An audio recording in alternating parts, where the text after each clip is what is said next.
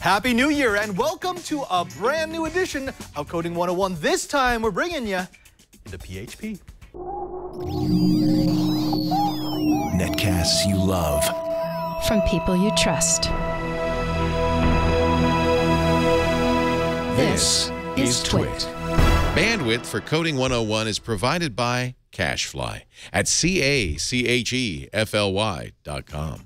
This episode of Coding 101 is brought to you by Squarespace. Creating and editing your website is easier than ever using their redesigned interface, Squarespace 7, which includes integrations with Getty Images and Google Apps, new templates, and more. Try the new Squarespace 7 at squarespace.com and enter offer code C101 at checkout to get 10% off. And by lynda.com. Invest in yourself for 2015. Lynda.com has thousands of courses to help you learn new tech, business, and creative skills. For a free 10-day trial, visit lynda.com/C101. That's lynda.com/C101.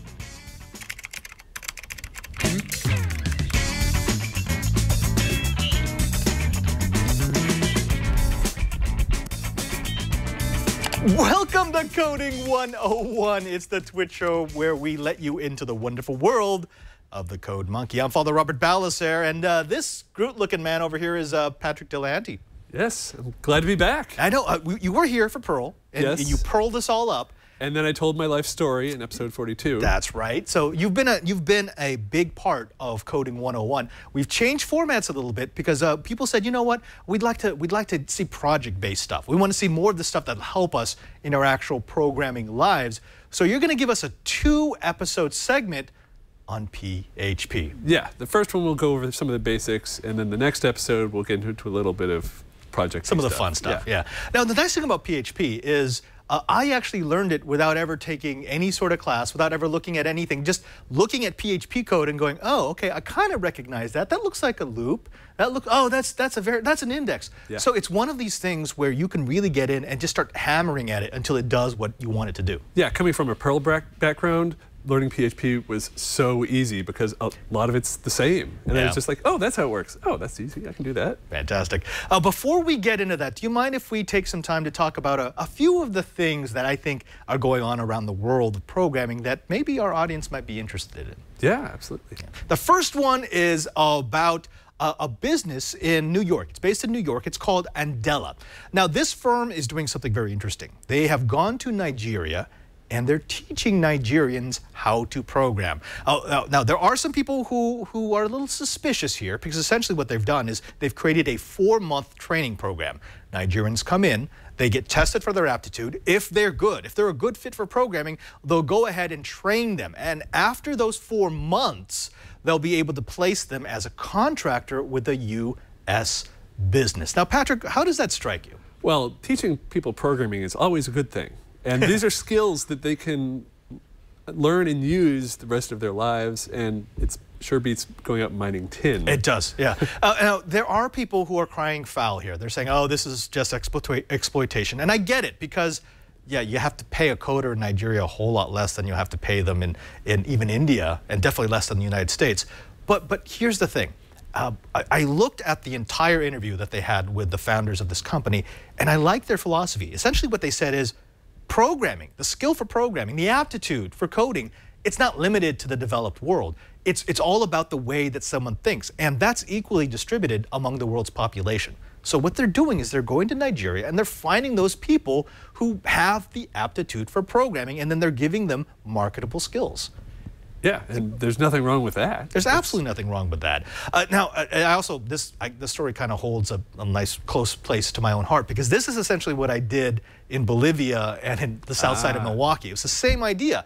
In Milwaukee, we actually reached out to the south side, so gang members, and we brought gang members into a program. It was a 4-month program, and we taught them to do web development. So, you know, we taught them HTML, we taught them PHP. Back then, it was Java and just starting to do Ruby. But what I found was it wasn't necessarily the skills per se, because if they were in the program, they had the ability to have the skills.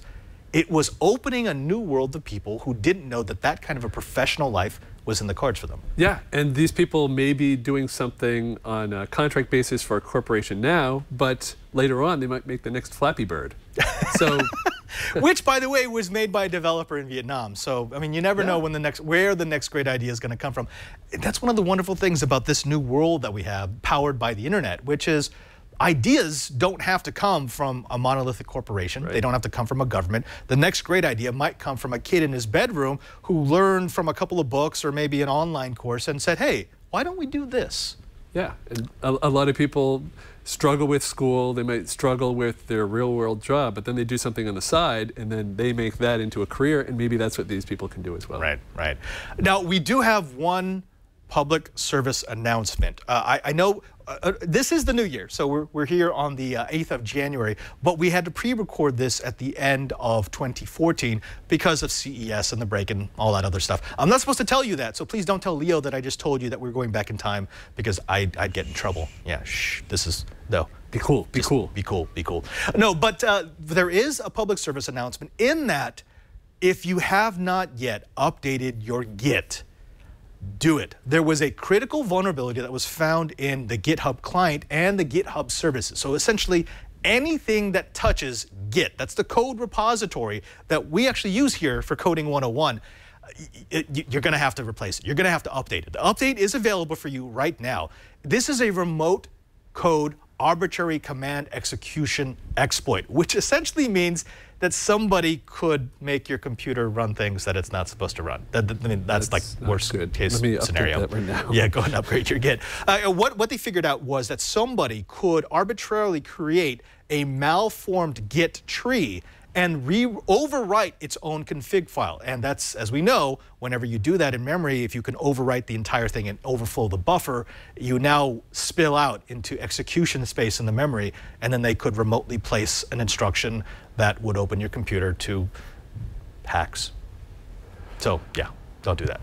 Yeah. Get that replaced. Yeah, you think people at Sony ought to look into that? Let's not talk about Sony anymore. It's 2015. Yeah, I mean, that was like a month ago now. Right, right. When we come back, we're going to go ahead and dive into PHP. You wanted it, so we're going to give it to you. But before we do that, let's go ahead and take a moment to talk about the first sponsor of the first episode of Coding 101 in 2015. You know them. You love them. It's the easiest way to get your portfolio online. It's Squarespace. Now, what is Squarespace? Squarespace is where you go if you've got a project, if you've got a website, if you've got photos that you want the world to see. Squarespace recently launched the latest version of their platform, Squarespace 7, the completely redesigned interface that makes it even easier to create your own professional website or online portfolio. Now, here's why you're going to love Squarespace. They've added a bunch of new features in 7, including my personal favorite, live editing on one screen. Now, you know what it's like to try to reprogram your website. You make a change, and then you save it, and then you preview it. You go back and forth until you find it just right. Well, you don't have to do that with Squarespace 7 because they give you a live view. It will show you in real time what the changes you're making will do to your layout. Squarespace also gives you 14 new designs, giving you now over 30 to choose from. And Cover Pages is new with Squarespace 7, which lets you choose from 10 new templates. You can add these to any existing Squarespace site, which means it's perfect for creating quick landing pages. Squarespace 7 also gives you access to Getty images right in the interface. For just $10 each, you can pick from thousands of high-quality professional Getty images. Add it to your assets and never worry about licensing again. Now, the developer platform is used by some of the world's top digital agencies, and if you're a developer, you can customize your site exactly the way that you want. That's one of the things I love about Squarespace. Yeah, it's easy to use, but it also gives you the hook if you're a professional who wants to tweak it just a little bit more. Speaking of tweaking it more, e-commerce is now available for all subscription plan levels. You can easily add a storefront to any site and instantly accept payments, and it includes Google Docs integration, which works with Gmail, Google Docs, Sheets, Drive, and Calendar. Plus, Squarespace 7 can easily link branded email accounts to your domain, so you never have to worry about generic emails again. Now, not only that, but Squarespace is going to give you a way to control your site on the go with mobile apps that let you check metrics. You can look at your traffic and see how content is performing, which is an incredibly powerful tool if you are a content creator. Now, all of this would be worthless if it was so expensive that you couldn't afford it. But of course, that's not Squarespace's groove. It starts at just $8 a month, and Squarespace takes care of the hosting, so you don't have to worry about it. Plus, if you sign up for the entire year, Squarespace will give you a free domain name. Now, start the year off right.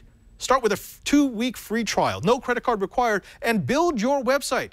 When you decide to sign up for Squarespace, make sure to use the offer code C101 to get 10% off and to show your support for Coding 101. To begin using Squarespace 7, existing customers go to the Settings tab to activate all the new features. We thank Squarespace for their support of Coding 101. Squarespace, start here. Go anywhere. Boom. Now, folks, we know that you have been wanting to check out PHP for a while, and we know that we've been wanting to cover PHP for a while. So we asked this man to come in and show us some of the basics. Now, Patrick, one of the basic questions coming out of the chat room is, why do I want PHP? What does PHP give me that I don't get from something else? If you're doing a website and you want an easy way to put some sort of interaction on there or have some sort of dynamic data or dynamic presentation, PHP makes it really easy to do that. And it's all server-side, unlike JavaScript. So that means you don't have to rely on the user's browser to process all the data. Now, we talked about this before when we were talking about Perl. Yes. This idea of server-side versus client-side. Really quickly, what we're talking about is where is the code executed. Yes. So in a lot of, like JavaScript, it's actually executed on the browser of the client, which means you have to worry about what settings the client has and whether or not their network is going to work the way that you think it's going to work, versus server-side, which does what? Server-side, it's all computed on the server, and then the results are returned from the server to the user. And so like JavaScript, you have to worry, like, do they have JavaScript enabled? What happens if they don't? This, everybody, if your server supports PHP, it will work for everybody that's going to that web page. Right. We decided when we were talking about this module, we didn't want to give you instructions for installing PHP because it's going to differ depending on what host you use. And there are plenty of tutorials on how you enable it on whatever hosting you're using. So I would suggest jump over to YouTube and look at installing PHP. I'm sure you can find it for your particular provider. Yeah, there's plenty of documentation on this. So we'll let them explain their version on whatever service you're using. And if you're on a web host, it might already have PHP installed. So then in that case, you don't have to do anything. Like on the one I'm using, it was already there. I'm on DreamHost and didn't have to do anything. Now let's assume that they've got PHP installed properly. It's running, so they can just drop code in and it will execute server side. Can you show us some basic examples of what's possible and how you do it? Okay. Well, PHP will put the code in with the HTML, but instead of using an HTML file, you're using .php. And that just tells the server, all right, this is actually PHP code, so execute the PHP code. If I named the file .html, it would just print all the PHP. Right, right. And what it will do is when you put that .php, it's actually going to parse out the HTML, execute that as HTML, but it's going to say, by the way, there's PHP in here, make sure you run that on server side. Yes. Okay. So if we can bring up my screen here, I've got the first example, and it's just hello world. Of course. And so all it does is, it's got the header there, and it says, hello world. And if I look at the code for that. Emacs. Yes, I'm using Emacs here. And so if you want to zoom in on that, all I'm doing is a... That's an HTML file. This is it looks a regular exactly like HTML an HTML file, top to bottom, except this one line right here. It says, question mark PHP, echo, hello world. Right. And that's just like a tag. So what it's doing is when it gets to there, because remember, you've already told it that it's a PHP file, and now it's looking through the file, it's parsing out all the HTML stuff, it's going to execute that regularly, it's just going to script it out. But when it finds that question mark PHP tag, it's going to go, oh, okay, everything between this and the close tag is the actual script that I'm going to run. Yes. All right, and that one's easy because you're just echoing. You're just printing something to screen. Now, okay, so echo, that's a basic. But what else do we got? Well, I've got a few more examples of that. Let me go to demo 2. This one, I've got hello world printed 4 times, but what I did was 4 different ways to do a print. So here we have a string. I have greeting equals hello world. And if they've done any of our other modules, this looks very familiar. Yeah. Essentially what you did is you created a variable, and I'm assuming it's dynamic. Yeah, for you don't PHP. have to declare the variables at all. You just use it, you define it like by putting a value in. Right. So greeting could have been a variable. It could have been an integer. It could have been a floating point. It could have been a string. Yeah. PHP will just say, oh, this is what you want to put in it. That's the type I'm going to make. It recognizes that this between the quotes is a string. If I put a number, it would know that's an integer. If it's got a decimal in there, it knows. But so it figures out everything on its own. It's a little smart like that. And Zach, go ahead and go back to that screen. One of the things that you will notice, again, if you watched our previous modules, it works exactly the same way. Declare the variable, fill the variable with something. In this case, we're filling the variable greeting with the string called hello world, and then we're echoing greeting. Now, in the previous example, you saw that we echoed a particular string. In this particular example, you're saying echo, write whatever is in that variable. Because that's one way. What's the next one that you did there? The next one, well, I just put in a print command. You can go back to the screen. Yeah, stay on the screen. Stay on the screen. We'll put a print command. This is just putting HTML in there, so I put it on a new line. And then it prints greeting, and that's the same thing. You'll also notice I've got a comment. Now, why do we have echo and print? What's the difference? They're essentially the same. Exactly. And it's like the comments. There's another way to do comments. Up above, I have // and that's for a good one-line comment. But then down here, you can do /*. Right. And everything until you do */ is your comment. Which, if you've ever done HTML programming, I'm going to call it programming. If you've ever done HTML, you know this because that's just an open tag and a close tag, which is very useful if you're doing multi-line commenting. And then down here, I've got the third hello world where I've got it all in one line, and I can just put the variable in there with no special treatment. Or down here, I've got a dot. I've taken it out of the quotes. And so that's helpful if you need it put, like you say you want greeting and then you've got some word with no space after it. You don't want it to think that greeting hello is your whole word when it's should be greeting, then you put the period and then in quote hello. That way you can tell PHP, okay, it's not one long variable. I want to actually put Right, exactly. So the first example, you showed us how to echo something out to screen. Very simple, basic print command. Yes. And in this second example, you're going to show us a couple of different ways to do the same thing, but with the use of a variable, which we've learned from all of our modules. Once you add variables, you have options because that variable means the program can do more than one thing. Yeah, so we'll look at demo 3. Let me bring up the web page first. I'll go demo 3. I probably should have put links. Oh, look, let's do math. Okay, math is good. Math is fun because this is variables with integers. And we can just do math functions. So if we look at the code down here, I've got the HTML that says, let's math. And then it goes into the PHP code. I set x equals 2, y equals 6, and then z is x plus y.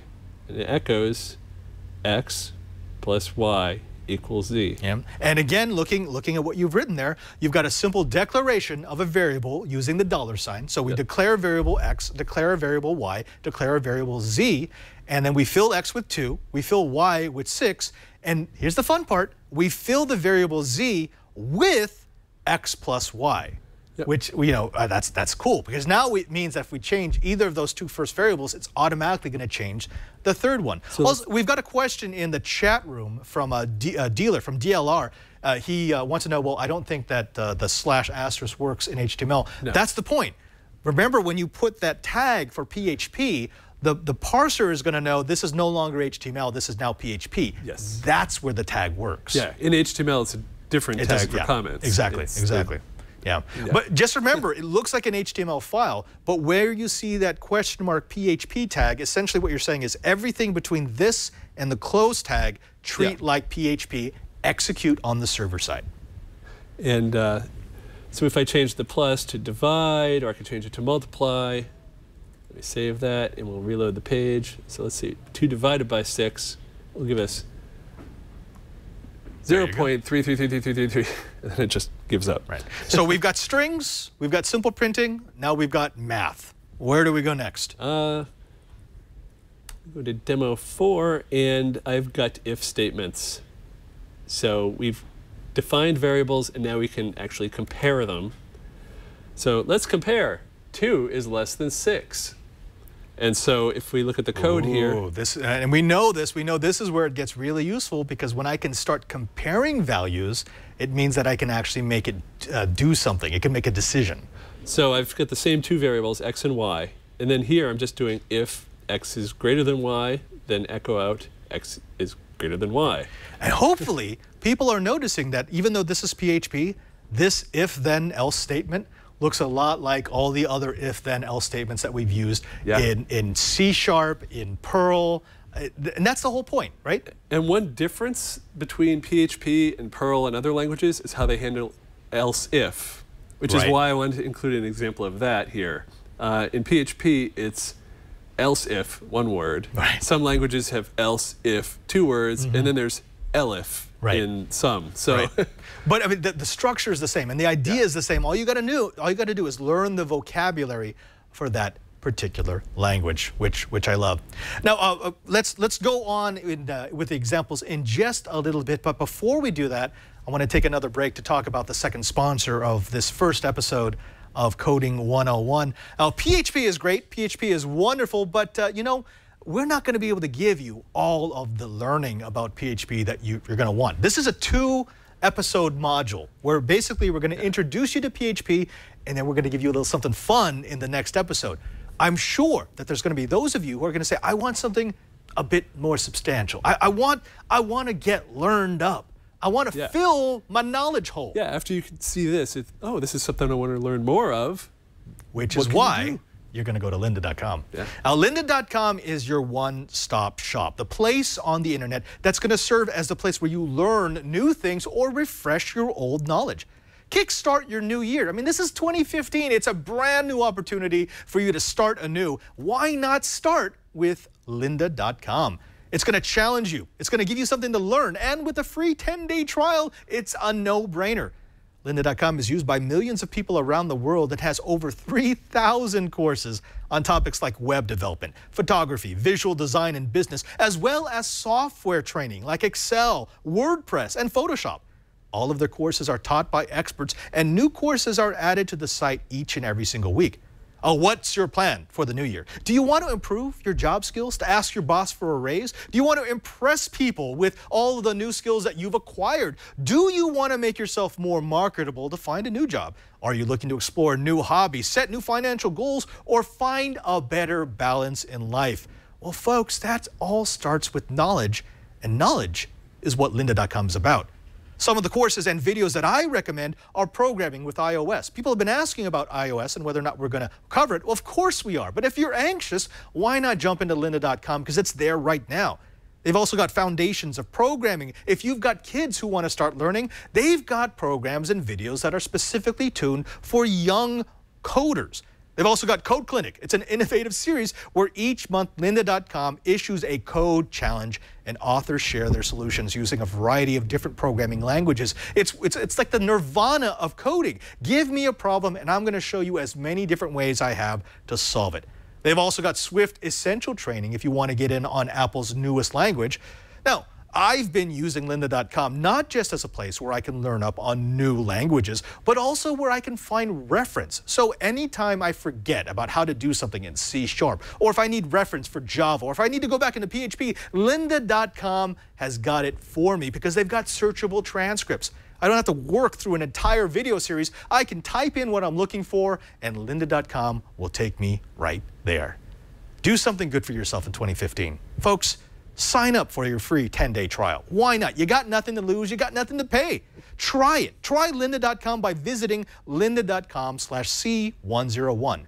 When you do, you'll get unlimited access to every course on lynda.com, including access to view tutorials on iOS and Android devices, plus access to the new courses added each and every single week. That's lynda.com/C101. to try it free for 10 days. And go ahead. I challenge you to learn something new in 2015 with lynda.com. And we thank lynda.com for their support of Coding 101. All right, so we're moving, we're grooving, we're getting the basics. Yes. Where do we go next? Case. I like case. Let's do case. Yes. Refresh people. For people who don't remember what case was when we covered it, I think we did it in this first C# module. What are we doing? It's a fancy if statement, really. Yeah, that's all it is. It's a series of ifs. And so in my latest example, I have a page that tells me what show is playing. Says, what show is this? Coding 101 is now airing. And if we look at my script, it's really not that smart because I've declared code as the show. Now, if this was more complicated, I could actually go out and do some things on the TWiT schedule. We're trying to keep it simple. But then it would return the value code. And well, the nice thing about this. The question is, how do I handle that? Yeah. That's what I'm showing off here. Well, you're showing them a decision engine.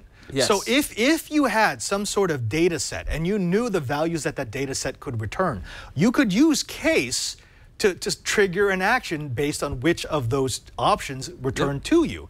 Now, for example, here at TWiT, we know the names of all of our shows. So if we had, say, a web page that played in real time and had the name of the show, we could use this to scrape off the name of the show and then trigger an action whenever coding started or know-how started. Or when we have the new website and there's an API, we can return that, and somebody could have something like this, where if we look at the code, it has a switch command, and then it uses the variable show, and then the case statement, just if it matches AAA, it's all about Android. Then it breaks, which means, okay, I'm done with the case statement. Fantastic. And then it goes on for arena, BYB, code, floss, etc. And then down at the end, there's a default one for, I don't know this show. Which is important because we always want to give it the other option, because otherwise it means it could just sit there. It'll just wait, none of these cases match. You want there to be a line that says, if none of these match, this is the decision you make. And that's very important with PHP because it's running on a web page. So you have to plan for every situation because there's going to be that guy. Because there's no way to reset the server. It's not like restarting your browser. You just hung a server that's in a data center somewhere. Yeah, or there's going to be that guy filling out the form. You say, enter a number 1 to 10, and he types berries. Because that will happen. Like, sorry. What? Exceptions. Always plan for exceptions. And so this one, if I didn't have that default answer, it would just say, is now airing, with no show name. All right. We got one more, right? Yes, there's one more example, and this is where it starts to get a little tricky. Well, we want to have a little bit of a challenge here. Yeah, let me bring up the demo form. My window is too small. Demo form 1A. Oh, okay, okay. Data entry. Okay, this took us like 6 Perl modules to get this far. Exactly. Now, this is huge. This is huge because before we were just displaying. Yes. And we were making decisions, but we were making decisions based on information found elsewhere. Now, you're showing us how we can actually take in information from the user. Yes, I'm getting input from the user in this one, and this is how high should we count? Enter a number. So I'm going to say 35. And if we look at the code for this before I actually submit it, 1A, there we go. So this is just HTML. There's no PHP on this page whatsoever.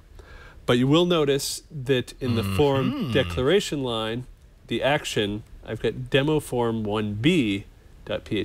Right. That means that when I submit, it's going to do a get, which is this method here, and it will submit it to the demo form 1b.php. And this is actually the way you should be doing it. Just like we did in the last module in C#, you kind of want to keep the main page as clean as possible. So if you can call pages that do specific things, that's always a good idea. And it certainly is possible to have PHP call the same page it's on. Right. But then there's a little more processing you have to do. And for this example, I'm keeping it simple. So I'm going to submit this form. How high should we count? Submit. Go ahead and zoom back. There you go.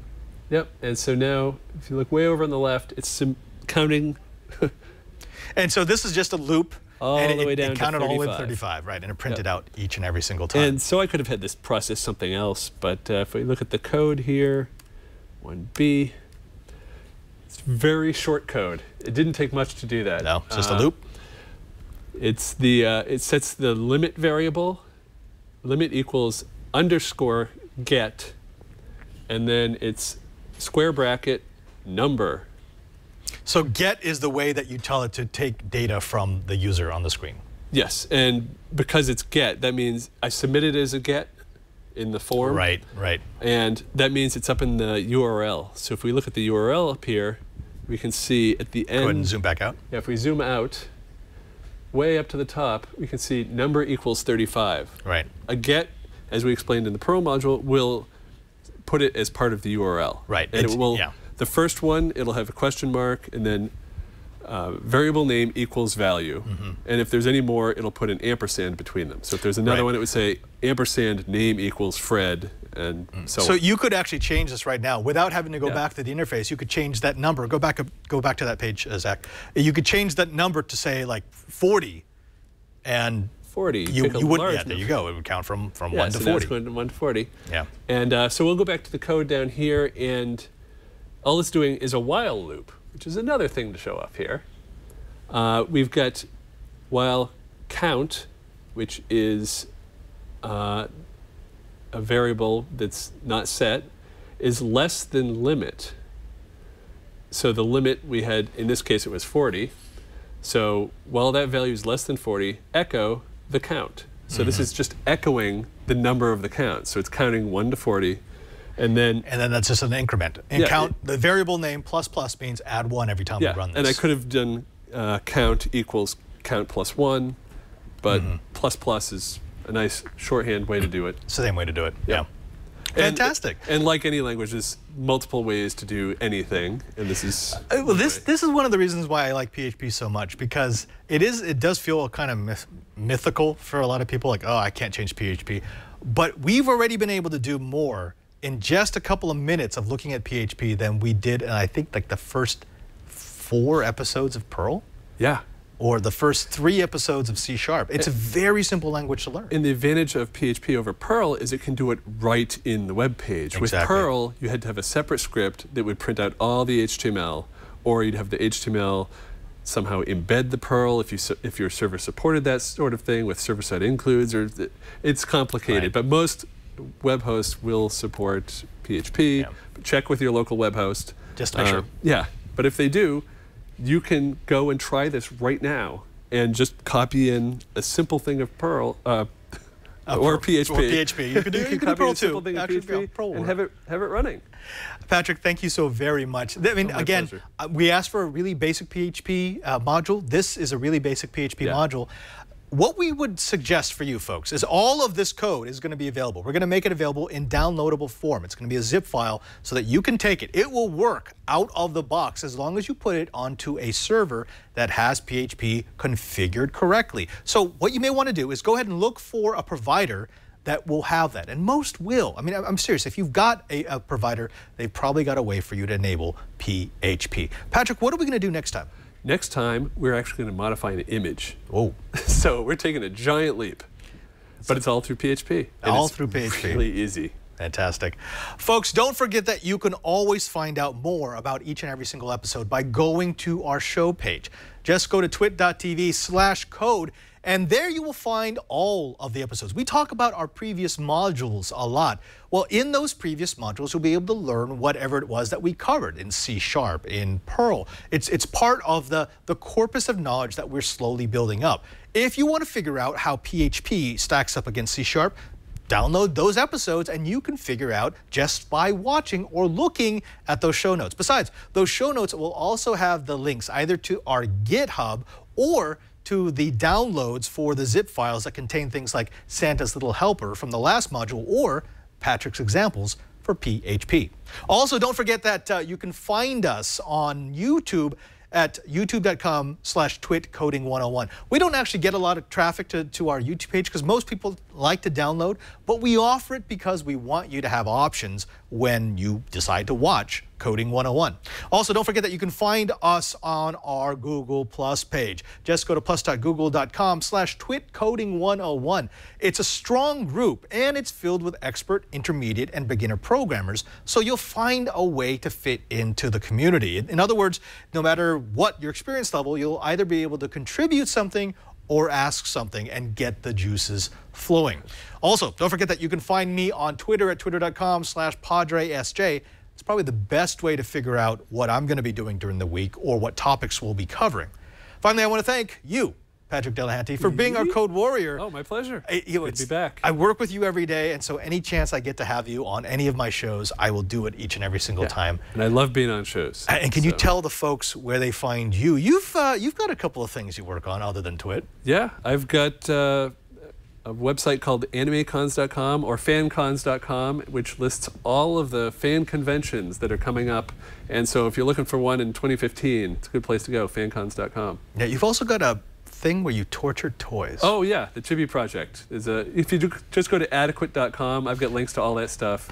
And yeah, we do a podcast where we torture toys. You've got a Twitter address, right? Yes, at P Delahanty. Follow him, folks. If you like his knowledge, throw him some love, say hi. Follow him and say, hey, you know what? I saw you on Coding 101. Yeah, maybe I'll post some Groot photos. Groot. Yeah, oh, yeah. Dancing baby Groot. The dancing Groot. Until next time, he's Patrick Delahanty. I'm Father Robert Ballecer. This has been Coding 101. End of line.